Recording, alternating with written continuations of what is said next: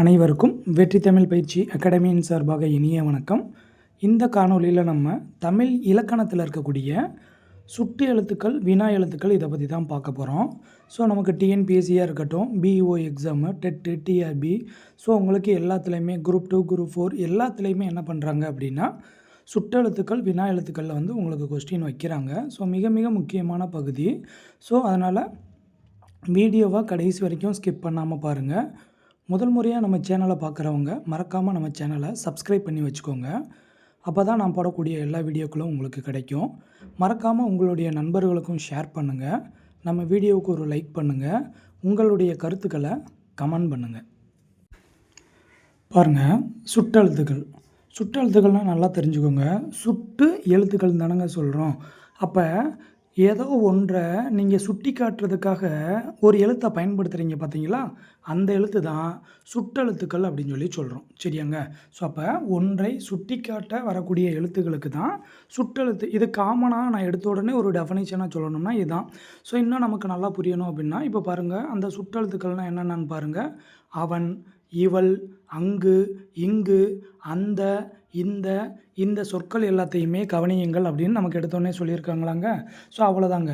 அப்போ அந்த, இந்த, அவன், இவன், அதுக்கப்புறம் வந்து அங்கு, இங்கு இதெல்லாம் பார்த்தீங்க அப்படின்னா எல்லாமே வந்து ஏதோ ஒன்றை சுட்டி காட்டுறதுக்காக தான் நம்ம அந்த எழுத்தை அதை வந்து நம்ம பயன்படுத்தியிருப்போம் அந்த சொல்ல. ஸோ அப்போ ஒன்றை சுட்டி காட்ட வரக்கூடியது இப்போ அந்த அப்படின்றதில் வந்து ஆ அப்படின்றது தான் வந்து என்னதுங்க சுட்டெழுத்து. அதே மாதிரி வந்து இவள் அப்படின்றதில் ஈ தான் சுட்டெழுத்து. சரியாங்க? ஸோ அப்போ ஒன்றை சுட்டி காட்ட வரக்கூடிய எழுத்துக்கு பேர் தான் சுட்டெழுத்து அப்படின்னு சொல்லி சொல்கிறோம். அப்போ மொத்தம் எத்தனை சுட்டெழுத்து இருக்குது? இதுதான் அடிக்கடி கேட்கக்கூடிய கேள்வி. சரியாங்க?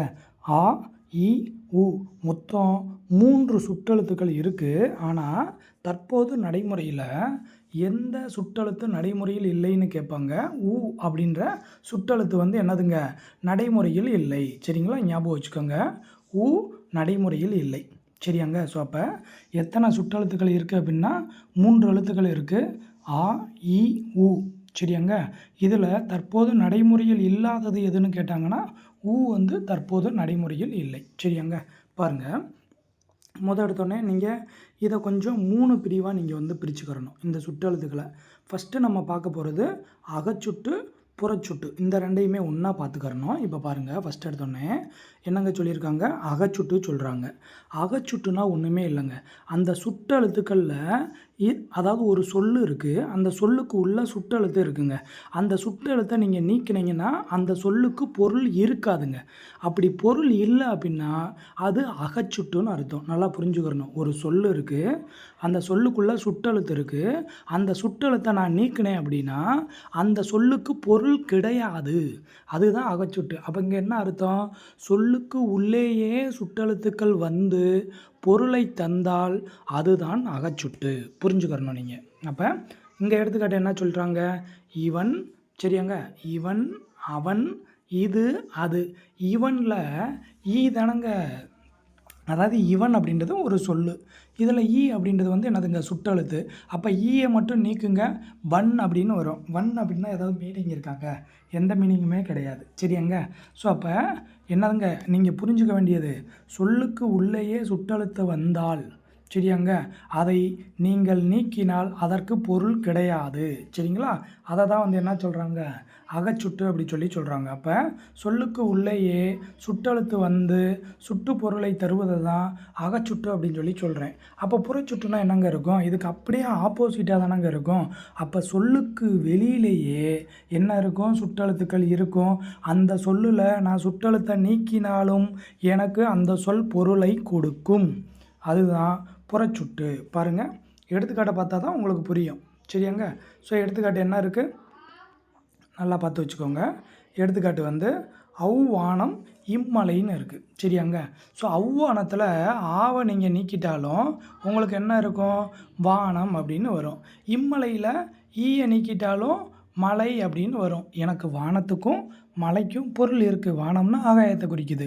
மலைனா ஏதோ ஒரு இமயமலை இந்த மாதிரி வந்து மலைத்தொடர்களை வந்து மலை வந்து குறிக்குது. சரியாங்க. ஸோ அப்போ இங்கே நீங்கள் என்ன தெரிஞ்சுக்கிறணும், சுட்டெழுத்துக்களை நான் நீக்கினாலும் பிற எழுத்துக்கள் எனக்கு என்ன தருது, பொருளை தருது. சரியாங்க. அப்போ சுட்டெழுத்துக்கள் சொல்லுக்கு வெளியிலேயே வந்து சுட்டு பொருளை தந்தால் அது புறச்சுட்டு அப்படின்னு சொல்லி சொல்கிறோம்.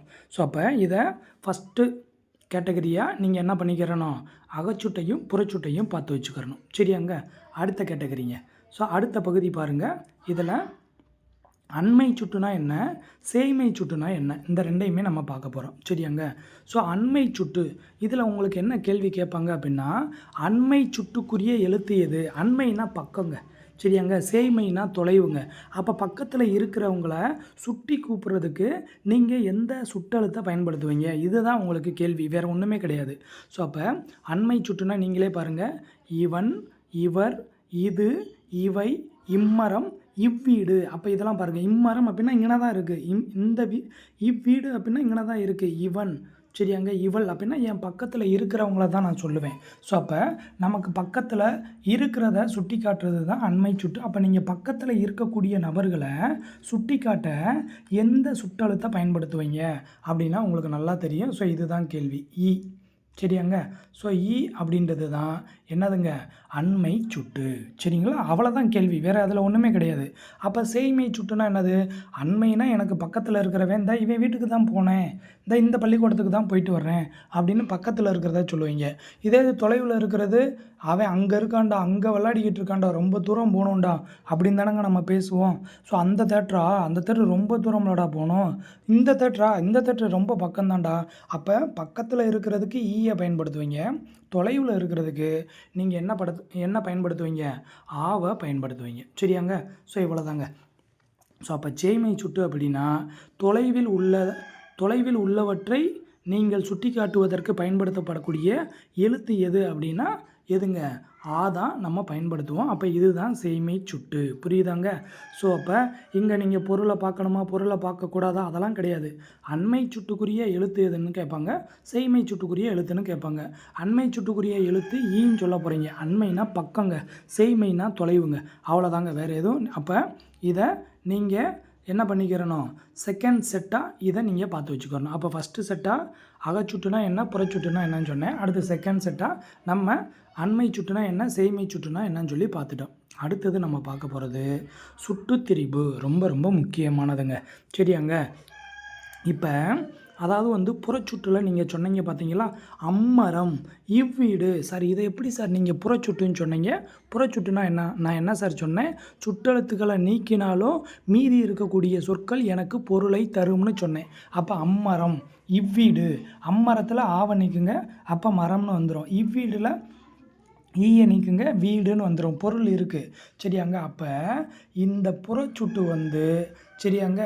ஸோ இப்போ இருக்கக்கூடிய நீங்கள் நல்லா புரிஞ்சுக்கிறணுங்க, இது ரொம்ப ரொம்ப முக்கியமானதுங்க. அதாவது அம்மரம் அப்படின்றது அந்த மரம், இவ்வீடு அப்படின்றது இந்த வீடு. அப்போ அவ்வீடு அப்படின்றது அந்த வீடுன்னு மாறுமாங்க. அப்போ இங்கே என்ன சொல்கிறாங்க, அதாவது அம்மரம் அப்படின்றது அந்த, இவ்வீடு அப்படின்றது இந்த. அப்போ அந்த இந்த அப்படின்னு அந்த என்னதுங்க எழுத்தே மொத்தமாக மாறி வருதாங்க. அதை தான் சுட்டுத்திரிபு. சுட்டெழுத்து திரிந்து வர்றது, மாறி வர்றது, அதுதான் சுட்டுத்திரிபு அப்படின்னு சொல்லி சொல்கிறோம். சரியாங்க. அப்போ இங்கே என்ன சொல்லியிருக்காங்க, ஆயி அப்படின்ற சுட்டெழுத்து மாற்றம் பெற்று அந்த இந்த அப்படின்னு வந்தால் அதை நம்ம சுட்டுத்திரிபு அப்படின்னு சொல்லி சொல்கிறோம். சரியாங்க. புரியுதுங்களா. ஸோ அப்போ நல்லா ஞாபகம் வச்சுக்கிறணும். ஆ இ அப்படின்ற சுட்டெழுத்துக்கள் அந்த இந்த அப்படின்னு திரிந்து வந்தால் அதை சுட்டு திரிபு அப்படின்னு சொல்லி சொல்கிறோம். ஸோ அப்போ இன்ன வரைக்கும் நம்ம அடுத்தது இந்த பாக்ஸ் பார்த்துக்கோங்க, ரொம்ப முக்கியமான பாக்ஸுங்க. அதாவது நான் சொன்னேன், அதாவது மொத்தம் சுட்டெழுத்துக்கள்னால் 3 இருக்குது, ஆ இ உ. இதில் ஊ அப்படின்றது தற்போது நடைமுறையில் இல்லை. ஸோ அப்போ அந்த ஊவை ஆரம்ப காலகட்டத்தில் எப்படி பயன்படுத்தியிருக்காங்க அப்படின்னா, அருகில் உள்ளவற்றிற்கும் தொலைவில் உள்ளவற்றிற்கும் நடுவில் இருக்கும். பார்த்தீங்களா. நீங்கள் கேட்பீங்க, உங்கள் ஃபேமிலி எப்படிப்பா, ரிச்சான ஃபேமிலியா பூவர் ஃபேமிலியா அப்படின்னு கேட்டால் நம்ம என்ன பண்ணுவோம், நம்ம ரிச்சுன்னு சொல்ல மாட்டோம், பூவர் ஃபேமிலின்னு சொல்ல மாட்டோம். ஒரு மீடியமான ஒரு நார்மல் ஃபேமிலி தான் எங்களோட ஃபேமிலி அப்படின்னு தான் நம்ம சொல்லுவோம். அப்போ அருகில் அருகில் இருக்கிறது, தொலைவில் இருக்கிறது, இதுக்கு இடைப்பட்டு இருக்கும் பார்த்தீங்களா? அதை குறிக்கிறதுக்கு தான் முன்னாடி வந்து என்ன பண்ணியிருக்காங்க, ஊ அப்படின்ற சுற்றெழுத்தை வந்து பயன்படுத்தியிருக்காங்க. ஸோ இது வந்து எடுத்துக்காட்டு பாருங்கள், உது, உவன், உப்பக்கம், முப்பக்கம்னா மேலே அப்படின்னு சொல்லி சொல்லுவாங்க. ஸோ இது இப்போ தற்போது நடைமுறையில் இல்லை, பட் கேள்வி கேட்குறாங்க. அதாவது வந்து எப்படி கேட்குறாங்க, அருகில் உள்ளவற்றிற்கும் தொலைவில் உள்ளவற்றிற்கும் இடையில் இருப்பதை சுட்டிக்காட்ட பயன்படுத்தக்கூடிய சுற்றெழுத்து எது அப்படின்னு கேட்பாங்க. சரியாங்க, ஊ. சரிங்களா, ஞாபகம் வச்சுக்கோங்க, அவ்வளோதாங்க. ஸோ அப்போ இன்ன வரைக்கும் நம்ம பார்த்த விஷயத்த இந்த கற்பவை கற்ற பின்னில் உங்களுக்கு நான் சொன்ன விஷயங்கள் நல்லா புரிஞ்சிருந்தது அப்படின்னா நீங்கள் எளிமையாக இதை படித்தோடனே உங்களுக்கு தெரியும். பாருங்கள், கரிகாலனும் அவனுடைய தங்கை மலர்கொடியும் பூங்காவிற்கு சென்றனர். அங்குன்னு வந்துருச்சாங்க. ஸோ இந்த அங்கு அப்படின்றது வந்து என்னது, அகச்சுட்டு. சரியாங்க, ஏன் சார் அகச்சுட்டுன்னு சொன்னீங்க? அகச்சுட்டில் நான் வந்து சுற்றெழுத்துக்களை நீக்கினால் அதற்கு பொருள் கிடையாது. அப்போ அந்த அங்குன்றதில் அதை நீக்கி விட்டேனா எனக்கு கிடையாது. சரியாங்க, பூக்கள் மலர்ந்து இருந்தன. இங்கு பாருங்களேன், இங்கு வந்துருச்சாங்க. ஸோ இதெல்லாம் நீங்கள் நல்லா பார்த்து வச்சுக்கிறணும். இங்கு உள்ள மலர்களில் இம்மலர், சரியாங்க, அம்மலர் அப்படின்னு கொடுத்துருக்காங்க. ஸோ இது அடுத்தது பாருங்கள், உங்களுக்கு நல்லா தெளிவாக அதை மட்டும் குறித்து காமிக்கிறேன். பாருங்கள், இந்த பகுதி தாங்க. இதில் இங்கு உள்ள மலர்களில் இங்கு அப்படின்னா என்னதுங்க, அகச்சுட்டு. சரிங்களா, இங்கே பாருங்கள், இம்மலர் அப்படின்னு வந்திருக்காங்க. இதில் ஈயை நீக்கி விட்டுருங்க, மலர்னு வந்திருக்குங்களா. ஸோ பொருள் தருதாங்க. அப்போ அது என்ன சுட்டு, புறச்சுட்டு, ஞாபகம் வச்சுக்கிறணும். அடுத்தது பாருங்கள், இந்த மலரை அந்த மலரை விட அழகானது. இந்த மலரை பார், அந்த மலரை விட அழகாக உள்ளது. அப்போ அந்த இந்த அப்படின்னு வந்துட்டேன் என்னங்க சொன்னேன், அதை தானங்க இப்போ ஃபைனலாக நம்ம பார்த்தோம், சுட்டு திரிபுன்னு சொன்னோமாங்க. ஸோ ஞாபகம் வச்சுக்கோங்க, அவ்வளோதாங்க. ஒன்றும் இல்லைங்க, ரொம்ப சிம்பிளாக சொல்லணும்னா அங்கு, இங்கு, அவன், இவன், அது, இது இப்படிலாம் சொன்னோம்னா அகச்சுட்டுங்க. அம்மரம், அவ்வீடு, இம்மரம், இவ்வீடு, சரிங்களா, இந்த மாதிரிலாம் சொன்னோம் அப்படின்னா புறச்சுட்டு. அந்த வீடு, இந்த மரம் அப்படின்னு சொன்னோம்னா சுட்டு திரிபு. அவ்வளோதான். இந்த 3 மட்டும் நீங்கள் புரிஞ்சுக்கிட்டிங்கன்னா போதும். சரியாங்க, அவ்வளோதாங்க சுட்டெழுத்து. அடுத்தது நம்ம பார்க்கக்கூடியது வினா எழுத்து நம்ம பார்க்க போகிறோம். சரியாங்க, ஒரு ஒரு பிளேஸை இல்லாட்டி ஒரு நபரை சுட்டி காட்டுறதுக்கு பயன்படுத்தக்கூடியது தான் சுற்றெழுத்துன்னு சொன்னோமாங்க. அதே மாதிரி வினா பொருளை தரக்கூடிய எழுத்துக்களுக்கு தான் வினா எழுத்து அப்படின்னு சொல்லி சொல்கிறோம். சரியாங்க, மொத்தம் வினா எழுத்துக்கள் எத்தனை இருக்குது, 5 இருக்குது. இது கேள்விங்க. ஸோ அப்போ வினா எழுத்துக்கள் மொத்தம் எத்தனை அப்படின்னா 5 இருக்குது. சரிங்களா, சில வினா எழுத்துக்கள் சொல்லுக்கு முதலில் மட்டும்தான் வரும், சிலது சொல்லுக்கு இறுதியில் மட்டும்தான் வரும். சரியாங்க, புரிஞ்சுக்கணும் நீங்கள். சரியாங்க, சில வினா எழுத்துக்கள் சொல்லுக்கு முதல்ல வரும், சில வினா எழுத்துக்கள் சொல்லுக்கு இறுதியில் வரும், சில ஒரு எழுத்து மட்டும் முதல்லையும் வரும், இறுதியிலையும் வரும். நல்லா புரிஞ்சுக்கணும். சரியாங்க, ஸோ அப்போ இந்த பகுதியை வந்து நல்லா பாருங்கள், இதுதான் உங்களுக்கு கேள்வியேவும். சரியாங்க, ஸோ அப்போ வினா எழுத்துக்கள் எத்தனை இருக்குன்னு சொல்லி சொன்னேன், 5 வினா எழுத்துக்கள் இருக்குன்னு சொன்னேன். அப்போ என்னென்ன வினா எழுத்து, ஏனா, யாவண்ணா, ஆவண்ணா, ஓவண்ணா, ஏஎண்ணா. சரியாங்க, இதாங்க. அப்போ இங்கே பாருங்கள், எங்கேயோ யாரோ ஆட்டோவில் ஓடி ஏறுறாங்க அப்படின்னு ஷார்ட்கட் வச்சுக்கணும். சரியாங்க, எங்கேயோ யாரோ ஆட்டோவில் ஓடி ஏறுறாங்க. இந்த லைனை நீங்கள் மாற்றாமல் நீங்கள் படிச்சுக்கிட்டிங்கன்னா நான் சொல்கிறது ரொம்ப ஈஸியாக இருக்கும். திரும்ப சொல்கிறேங்க, எங்கேயோ யாரோ ஆட்டோவில் ஓடி ஏறுறாங்க அப்படின்னு ஞாபகம் வச்சுக்கோங்க. இதில் எங்கேயோ யாரோ, அதாவது ஏனாவும் யாவனாவும் மொழிக்கு முதலில் வரக்கூடிய வினா எழுத்து. அப்போ நீங்கள் நல்லா புரிஞ்சுக்கிறணும், வினா எழுத்துக்கள் மொத்தம் எத்தனைனா 5 இருக்குது, மொழிக்கு முதல்ல வரக்கூடியது 2. நல்லா புரிஞ்சுக்கோங்க. அடுத்தது ஆவண்ணாவும் ஓவண்ணாவும் பாருங்கள், மொழிக்கு இறுதியில் வரக்கூடியது. பேசலாமா, தெரியுமோ, நம்ம பேசலாமா அப்படின்னா வந்து என்னதுங்க, ஒரு வினாவாக நீங்கள் வைக்கிறீங்களாங்க. உனக்கு தெரியுமோ அப்படின்னு கேட்டோம் அப்படின்னா அதுவும் இறுதியாக வந்து வினா எழுத்து வர்றது. அடுத்தது பாருங்கள், கடைசியாக இருக்கக்கூடியது ஏஎன்னா இருக்காங்க. இந்த ஏஎன்னா மொழிக்கு முதலிலும் வரும், மொழிக்கு இறுதியிலும் வரும். ரொம்ப ரொம்ப முக்கியமான கேள்வி. மொழிக்கு முதலிலும் இறுதியிலும் வரக்கூடிய வினா எழுத்துக்கள் எதுன்னு கேட்பாங்க. சரிங்களா? இல்லாட்டி வினா எழுத்து எத்தனைன்னு கேட்பாங்க. ஒன்றே ஒன்று தான். அது என்ன அப்படின்னா ஏஎன்னா. சரியாங்க? ஸோ இதை கொஞ்சம் நீங்கள் நல்லா பார்த்து வச்சுக்கணும். அப்போ திரும்ப ஷார்ட்கட் சொல்கிறேன். எங்கேயோ யாரோ ஆட்டோவில் ஓடி ஏறுறாங்க. ஸோ எங்கேயோ யாரோ ஏனாவும் யாவனாவும் மொழிக்கு முதலில் வரக்கூடிய வினா எழுத்து. ஆவனாவும் ஓவனாவும் மொழியில் இறுதியில் வரக்கூடிய வினா எழுத்து. ஏஎன்னா அப்படின்றது முதல்லையும் வரும், இறுதியிலையும் வரும். நல்லா பார்த்து வச்சுக்கோங்க. சரியாங்க? அடுத்ததுங்க. ஸோ வினாவை பொறுத்த வரைக்கும் நம்ம ஆல்ரெடி நம்ம சுற்றில் சொன்ன மாதிரி அகச்சுட்டு புறச்சுட்டுன்னு சொன்னோம். அதே மாதிரி அகவினா புறவினா இருக்குது. அப்போ இங்கே என்னங்க இருக்கும்? நான் சொன்ன அதே மீனிங் தானங்க இருக்கும். அகவினானா என்னங்க இருக்கும்? அதாவது வினா எழுத்துக்கள் சொல்லுக்கு அகத்தே வந்து வினா பொருளை தந்தால் அது வந்து அகவினா. அதே நேரத்தில் அதை வந்து நீங்கள் வினா எழுத்தை நீக்கினீங்கன்னா அதுக்கு வந்து பொருள் வந்து இருக்காது. பாருங்கள், எது, யார், ஏன். ஏன்னு இருக்காங்க. இந்த ஏனில் ஏஎன்னாவை நீங்கள் நீக்கி விட்டுருங்க. இன்னுக்கு மட்டும் ஏதாவது பொருள் இருக்குமா? இருக்காது. அப்போ அது வந்து அகவினா. அப்போ புறவினானா என்ன இருக்கும்? நீங்கள் வினா எழுத்தை நீக்கிக்கங்க, நான் பொருளை கொடுக்குறேன், அவ்வளோதான் புறவினா. அப்போ அவனா, அப்போ ஆவண்ணா வருதாங்க. அந்த ஆவண்ணாவை நீக்கி விட்டுருங்க. அப்போ இது என்ன வரும்? அவன் அப்படின்னு வந்துருமாங்க. வருவானோ அப்படின்னா ஓவண்ணா வருது. அந்த ஓவண்ணாவை நீக்கி விட்டுருங்க. வருவான் அப்படின்னு வந்துருமாங்க. ஸோ அப்போ வினா எழுத்தை வந்து நீங்கள் நீக்கினா, அதாவது வினா எழுத்துக்கள் சொல்லுக்கு வெளியே புறத்தே வந்து வினா பொருளை தருவது புறவினா. ஸோ அதை நீக்கினா உங்களுக்கு கண்டிப்பாக பொருள் தரும். சரிங்களா? ஸோ இதை தான் நம்ம வந்து புறவினா அப்படின்னு சொல்லி சொல்கிறோம். ஸோ அப்போ அகவினானா என்ன, புறவினானா என்னன்றதை நம்ம பார்த்துட்டோம்.